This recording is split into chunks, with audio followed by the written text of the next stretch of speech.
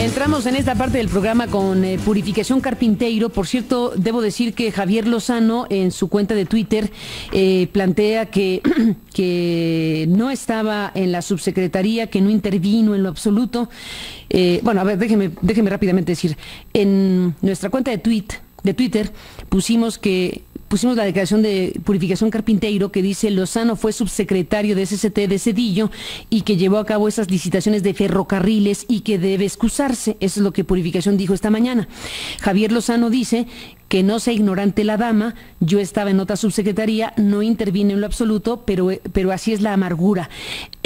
Por razones del tema en el que estamos, que es el de las telecomunicaciones, aunque sí abordamos esta mañana el de los ferrocarriles, yo le pido a Purificación que si tiene algo que decir sobre este tuit de Javier Lozano, lo podamos hacer mañana retomando el hilo de las cosas, para no perder también el hilo de lo que acabamos de escuchar en materia de telecomunicaciones y de Moscarrier-Mossofer.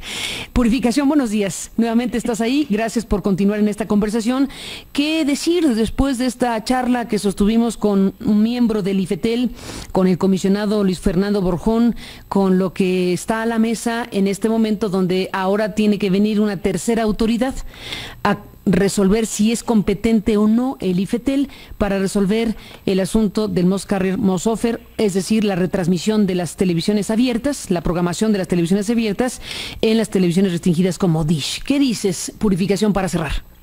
Bueno, permíteme nada más responderte, ojalá si me des tiempo mañana para responderle al tuit al senador Lozano, que afortunadamente me llama dama, no necesariamente yo le llamaría caballero. El caso es que, pues debería recordar que no, él estaba de oficial mayor en ese momento cuando se llevó a cabo todo esto. Entonces sería muy interesante que se entendiera que como oficial mayor estaba precisamente relacionado, involucrado con todas las decisiones que se estaban tomando en esa secretaría. Pero con independencia de eso, en las cuentas de Twitter ya están diciendo que, bueno, el senador Lozano, como buen profesor de Derecho, va a excusarse porque pues él tiene esa calidad moral. Espero que así sea. Pero bueno, entrando ya al tema en relación a lo que es precisamente esta cuestión que sucedió con una decisión de un juez de lo civil del Distrito Federal, ni siquiera en materia federal, es patético. Yo creo que, y la verdad es que nos reíamos ayer un conjunto diputados pensando que lo que deberíamos hacer era llevarle al señor juez de regalo una copia del diario oficial en donde fue publicado precisamente la reforma, el decreto de reformas constitucionales en donde se establecía la creación de los tribunales especializados en materia de telecomunicaciones y en donde precisamente se hablaba y se habla, ¿no?, de esta cuestión del derecho de retransmisión de las señales, o más bien la obligación de retransmisión de las señales por parte de los sistemas de televisión de paga. Patético es la palabra que usas, Purificación, que dura. Bueno, no solamente es patético, es obvio que hay una negligencia y que esta negligencia no necesariamente es una negligencia derivada de la falta de conocimiento. Yo realmente pongo en cuestionamiento la ética y la honestidad de este juez. Así de plano, como... Sí, ciertamente este juez está actuando en violación con su derecho de estar al corriente en las reformas constitucionales que han sido aprobadas por el Congreso de la Unión y todos los estados. Estamos hablando de, evidentemente, algo que tendría que estar dentro de lo que sería el más mínimo conocimiento. Y si ha hecho esto, pues ciertamente, bueno, yo creo que debería estar sujeto, y así lo voy a tratar de hacer a través de la Cámara de Diputados, convocar a la judicatura del Distrito Federal para determinar qué es lo que está sucediendo en términos de la ética, la judicatura, la moral y la honestidad de un juez que se cree competente de deliberar en materias federales. La judicatura está encabezada por el propio doctor Elías Azar, ¿cierto? Así es. ¿A él van a acudir para plantearle esto? Eso es lo que yo estoy planteando y de hecho le estoy y he planteado al Instituto Federal de Telecomunicaciones que se haga así, con independencia de cualquier proceso que el instituto vaya a adoptar. Déjame comentarte, Carmen, que yo difiero en términos de lo que el comisionado Borjón manifestó. La reforma constitucional que fue publicada el 11 de junio ya entró en vigor y al entrar en vigor automáticamente deroga todas aquellas disposiciones que son contrarias a lo que está establecido en la reforma constitucional. Y esto incluye evidentemente las referencias en términos de derechos de autor que pudiera haber en la ley correspondiente. De hecho, efectivamente, existe una obligación por parte del legislativo de expedir o de hacer los ajustes en las leyes que hayan sido derogadas, pero eso no implica que evidentemente no se apliquen, y así específicamente la reforma lo dice, es decir, la reforma constitucional dice que quedan derogadas todas o sea, se aplica esta reforma y en lo que no se opongan las leyes en vigor, en tanto no se expida la legislación secundaria. Es decir, esto ya está en vigor. Es obvio que cualquier disposición que hubiese, por ejemplo, en la ley de derechos de autor, en lo correspondiente a la retransmisión de señales de televisión abierta, lo que aplica es la ley o las reformas en relación a telecomunicaciones y radiodifusión. Y obviamente, en eso, pues obviamente lo correspondiente a la reforma constitucional. Ahora bien, déjame hacer una reflexión contigo, Carmen, y con todo tu auditorio. El 9 de marzo es una fecha crítica, y es una fecha crítica porque son los 180 días, o se vencen los 180 días en los que el Instituto Federal de Telecomunicaciones deberá definir y determinar quiénes son los agentes preponderantes dentro de los mercados, tanto de telecomunicaciones como de radiodifusión. ¿Es correcto?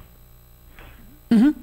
Bueno, dentro de esto, imaginemos que no solamente se van a hacer estas resoluciones de quiénes son los preponderantes, sino que además se van a determinar cuáles son las medidas que se aplican a los preponderantes en los diferentes mercados. Por cierto, quiero hacer una aclaración. El otro día estuvo el representante de Televisión Azteca y estaba hablando de que era el mercado de la radiodifusión que incluía... ¿En este programa?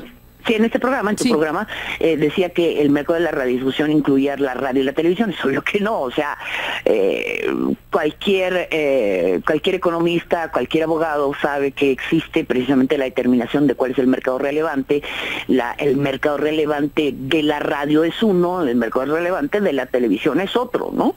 Y por tanto, bueno, pues evidentemente cada mercado tendrá que determinar si es que existe algún agente económico preponderante. Bueno, dentro de todo esto, digo, las expectativas es que efectivamente Teléfonos de México se ha determinado como agente preponderante en telecomunicaciones fijas, Telcel se ha determinado agente económico preponderante en telecomunicaciones móviles, y Televisa se ha determinado como preponderante en televisión abierta, y Sky se ha determinado preponderante en televisión de paga vía satélite, así como, bueno, pues obviamente cada uno de los cableros tendrían que ser determinados preponderantes en sus regiones, a pesar de que el artículo constitucional o el transitorio habla de mercados nacionales. Entonces yo creo que no van a entrar a la parte regional, en donde hay monopolios regionales, que son las operadoras de televisión por cable, ¿no?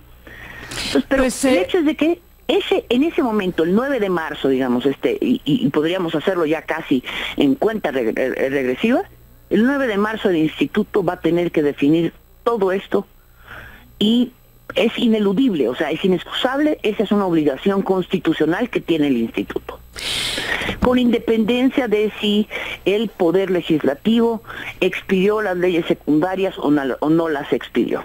Cosa que ya sabemos que, bueno, pues no se cumplió con el plazo, no cumplimos el 9 de diciembre que deberíamos haber ya tenido aprobadas las leyes secundarias. Pero eso no exenta de responsabilidad al instituto de tomar estas determinaciones.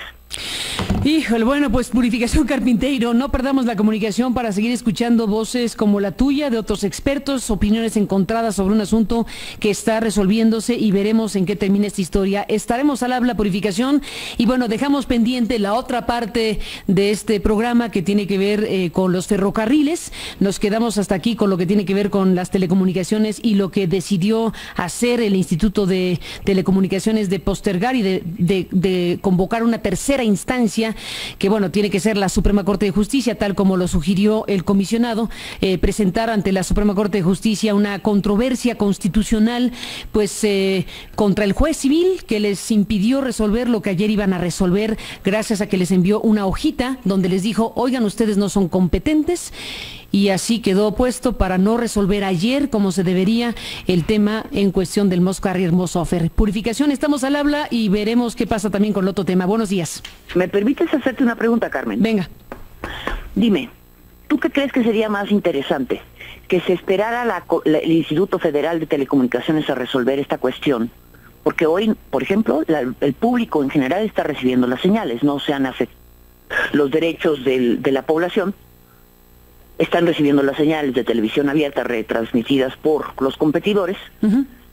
Y lo único que está en cuestionamiento aquí es la relación entre las empresas, ¿no? Que si se paga o no se paga. Exacto. Entonces, pero el público está siendo beneficiado, entonces que se postergue, pues la decisión del Instituto Federal de Telecomunicaciones no tiene mayor consecuencia si es que esto fuera resuelto, digamos, el 9 de marzo. ¿Correcto? Antes del 9 de marzo. No, el 9 de marzo. O el 9 de marzo. Pensemos nada más qué va a pasar el 9 de marzo. Resuelven todas este paquete de, todas estas cuestiones de tanta relevancia, que va a ser tal la cantidad de resoluciones, que evidentemente, ¿a qué le van a tirar? Estamos hablando de que son agentes económicos que tienen un poder económico y político, que son capaces precisamente de doblegar al Estado. Ya dejemos al instituto, ¿no? ¿Es verdad? Purificación. Entonces, imaginemos que en ese momento el instituto tome decisiones, porque tiene que tomarlas, que van a afectar directamente a estos poderes fácticos que han doblegado continuamente al Estado. Pero fíjate, que las tome en todos los sentidos y en contra de todos, porque aquí no se trata de ir ni con melón ni con sandía. Aquí se trata de decir, esto es por México, por el bien de la población, y por tanto, todos tienen que acatar la ley. Purificación Carpinteiro, no perdamos la comunicación y estamos al habla. Buenos días. Buenos días, Carmen. Entramos en la parte final del programa, se nos acaban los minutos.